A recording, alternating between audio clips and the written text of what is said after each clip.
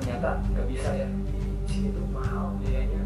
Udah kita lihat terus balik lagi ke Polrestabes, aku tinggal bayar 300 gitu ya, 300 atau 400 bisa gitu kan, kata Pak polisinya tuh 50.000 kena gitu ya. Jadi garis, tapi ini tuh si patoknya tuh agak dalam dikit. Nah disitu aku cuma pikir apa ya, pakai mindset sendiri aja lah. Oke sob, welcome back to my channel.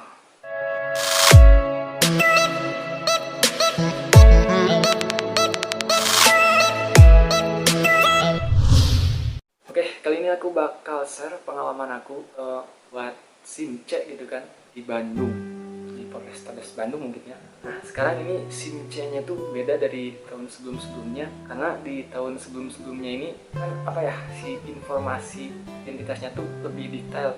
Tapi yang sekarang itu tahun 2021 ini lebih simpel dan lebih praktis menurut aku ya, karena apa ya, cuma mencantumkan 6 apa ya, 6 data gitu. Ini ada nama, tanggal lahir, golongan darah, jenis kelamin, alamat, status, sama provinsi. Sedangkan di apa ya, di tahun-tahun sebelumnya tuh lebih rinci menurutku, karena apa ya, ditulis secara detail. Kalau di sini tuh ada singkat gitu kan. Ini contohnya di sini pelajar atau MHS, siswa mungkin.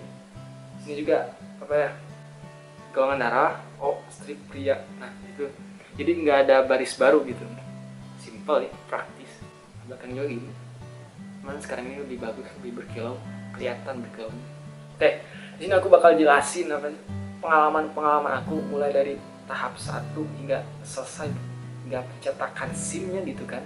Aku bakal jelasin di sini karena aku pun apa ya, nggak langsung dapat gitu kan, gagal beberapa kali ya, di simulator sekali, terus di tes prakteknya tuh 3 atau 4 kali lah.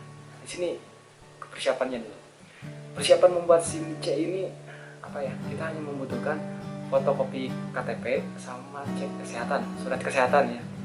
Nah waktu di apa ya, waktu di Polrestabes itu aku nanyain apa aja, ternyata fotokopi KTP dan surat kesehatan. Ya aku di sini coba apa ya, coba ngomong sama si tugasnya, kalau misalkan tes kesehatannya tuh di puskesmas atau di luar gitu kan, bisa nggak? Ternyata nggak bisa ya. Karena kenapa aku nanya gitu, karena di sini tuh mahal biayanya, 50.000 kena gitu ya. Sedangkan kalau misalkan di puskesmas atau di klinik lainnya tuh lebih murah. Nah, aku tanyain itu nggak bisa. Aku tanyain juga orang sekitar yang di situ ya, yang jualan apa ya, kayak buat plastik inilah. Aku tanyain, kalau ini tuh bisa nggak ya tes kesehatan di luar? Nggak bisa. Udah nanya ke beberapa orang, ini nggak bisa. Jadi tes kesehatan tuh cuma ada di situ, di Polrestabes Bandung, yang udah apa ya, mungkin kerjasama atau apa gitu, nggak tahu lah apa. Intinya nggak bisa tes kesehatan di selain di Polrestabes itu. Nah setelah mempersiapkan itu, kalian tinggal apa ya, mengisi formulir itu kalau nggak salah, yang mengisi formulir terus kalian kumpulkan. Nah itu tahap 1. Tahap 2 nya tuh menunggu gitu kan, menunggu dipanggil. Sudah menunggu dipanggil, kalian apa ya, verifikasi pendataan, terus kalian nanti bakal direkam mulai dari sidik jari, semua sidik jari. Nah terus di situ kalian foto. Nah di sini kebetulan ya, foto aku di sini, wah seperti tersangka nih, bisa anda lihat sendiri. Bisa kalian lihat nih. Nah kan fokus. Nah setelah itu kalian bakal tes apa ya, tes teori, tes AFIS gitu kan. Tes AFIS di situ kayak contohnya tuh kayak gini, benarkah si pengendara ini melanggar peraturan lalu lintas? Nah seperti itulah. Benarkah pengendara motor berwarna ini melanggar rambu-rambu lalu lintas? Begitulah pokoknya, kayak apa ya, ujian rambu-rambu lalu lintas lah. Misalnya jalan putus-putus, rambu lalu lintas hijau, merah, kuning, buat apa? Terus mau belok itu kalian pakai sen atau enggak gitu kan? Ya kayak gitulah. Dan aku dapat nilai 8 80 berapa gitu ya, 85. Dan setelah tes tuh ada hasilnya mungkin aku 85 80-an pokoknya. Pas ada hasilnya itu tuh ada nilai KKM-nya gitu kan. Kalau kalian lebih rendah dari itu, dari KKM-nya, auto loss gitu kan. Jadi jangan anggap enteng lah. Jadi harus serius, harus dengerin gitu kan, karena di sana pakai headphone juga, dan kalian dikasih komputer, mouse juga. Kalian cuma bisa menganalisis, melihat gitu kan, dan mengidentifikasi apakah itu benar atau salah. Cuma itu aja sih, nggak ada pilihan ganda kayak ujian sekolah gitu, nggak ada. Nah, kalau misalkan di situ kalian lolos, kalian tinggal ke tes simulator, dimana tes simulator ini kayak kalian main game gitu kan di time zone, pakai motor, tapi motornya ini kopling gitu, kopling manual asli gitu kan.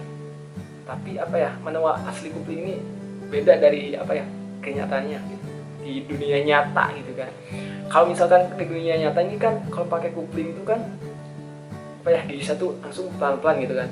Kalau ini gigi satunya tuh nggak cetar pakai gigi gitu kan, pakai kopling gini udah gigi sendiri, sekalian digas gitu kan barengan.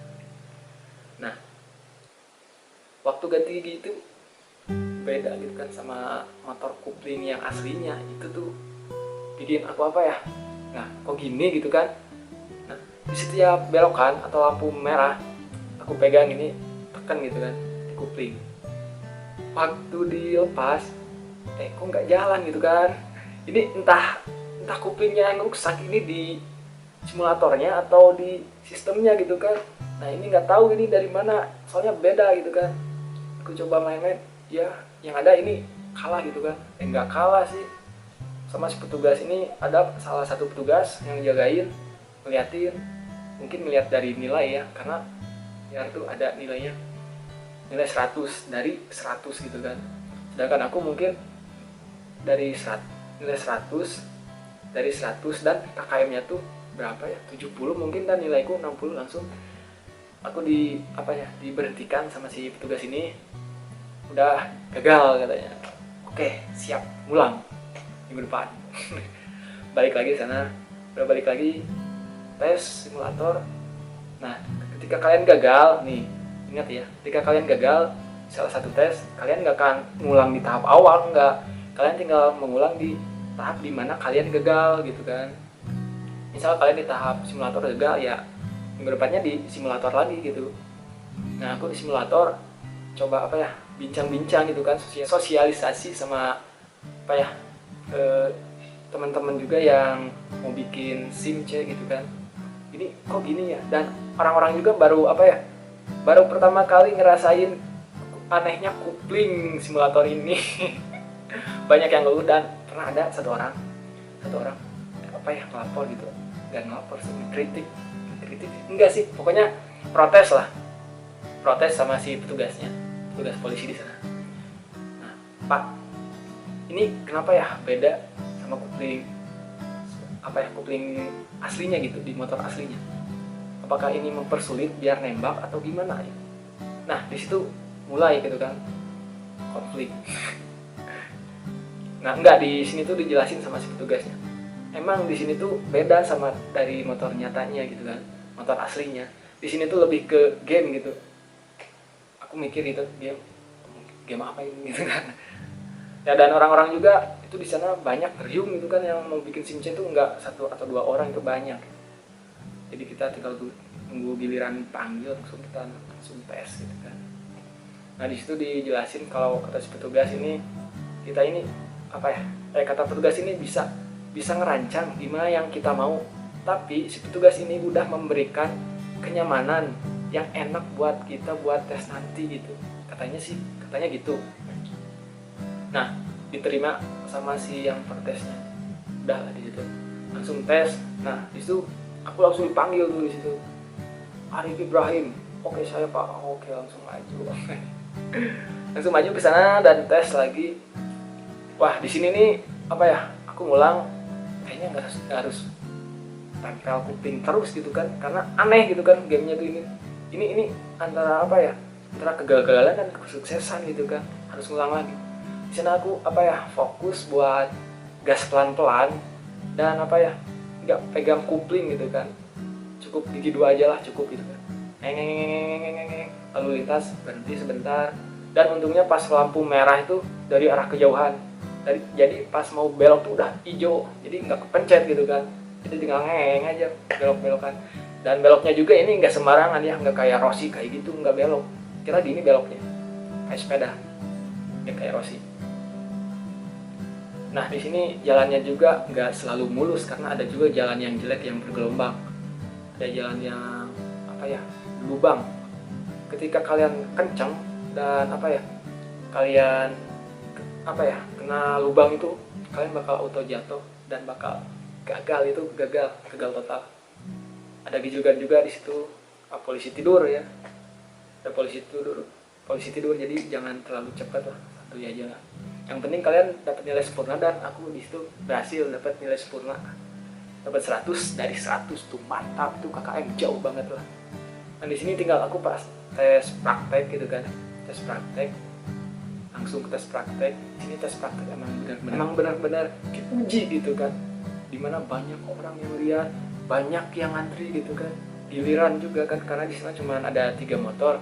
Dan tes praktek ini ada jalur apa ya, pertama ini ada jalur zigzag, yang kedua ini ada jalur angka 8, yang ketiga ini jalurnya itu huruf U, letter U. Nah ini di letter U susah, nanti aku jelasin.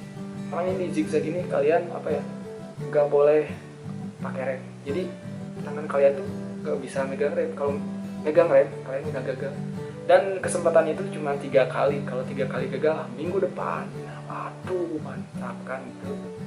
Jadi jangan sampai lah menghilangkan menyanyiakan kesempatan kalian ini, karena seminggu itu lama kalau nunggu gitu kan, kerasa gitu.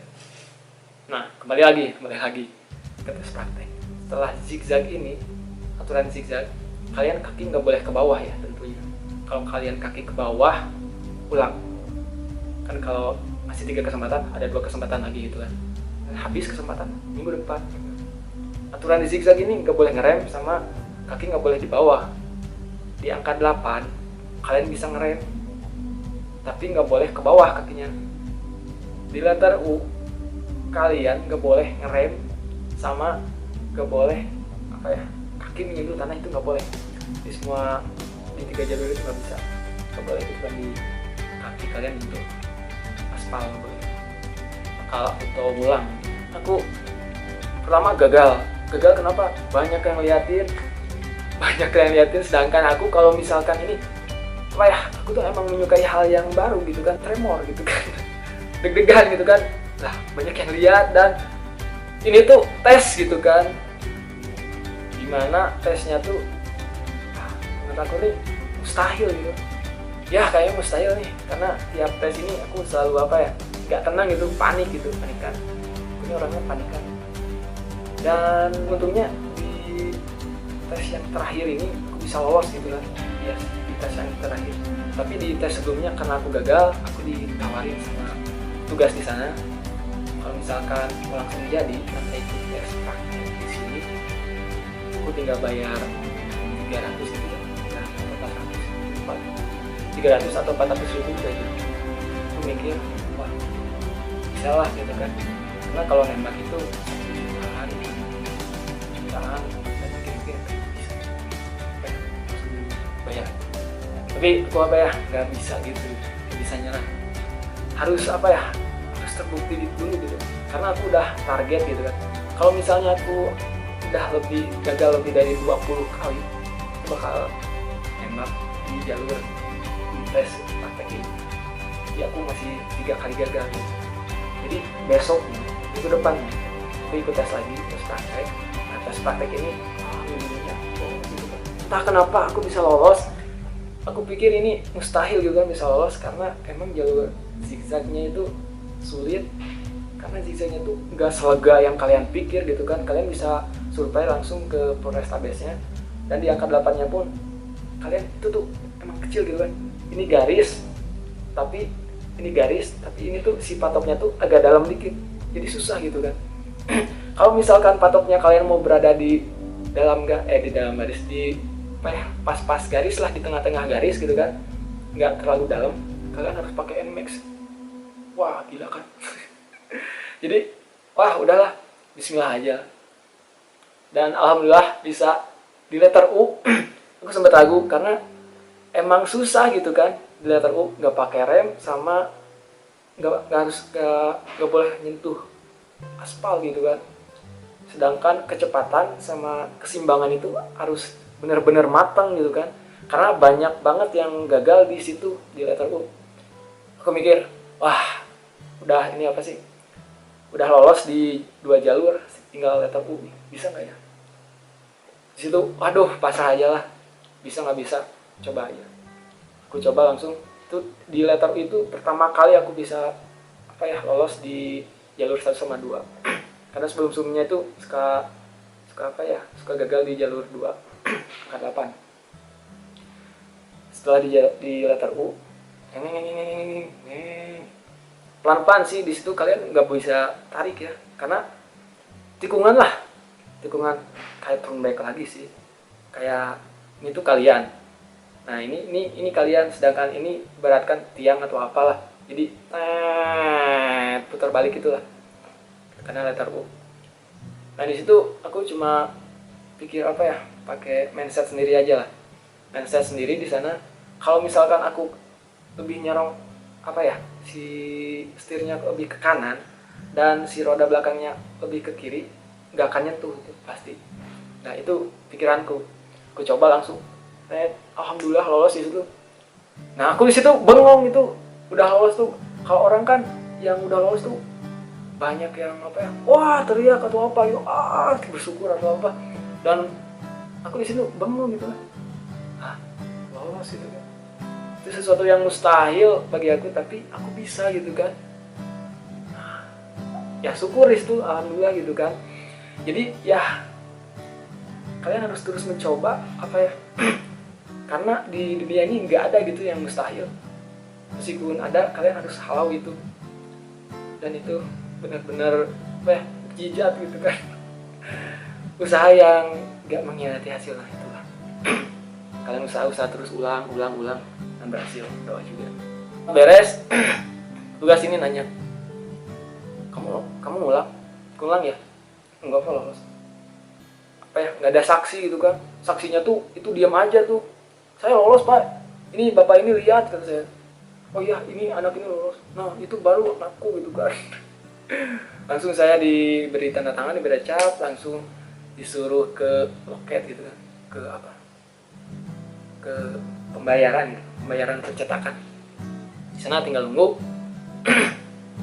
Kasihin surat yang udah dicap tadi, langsung bayar pak. Aku langsung ngomong kan nggak bawa duit nih, karena aku cuma iseng-iseng dari RSKGM langsung ke tes lah, karena aku mikir wah tes aja, coba iseng-iseng aja, tes ternyata lolos.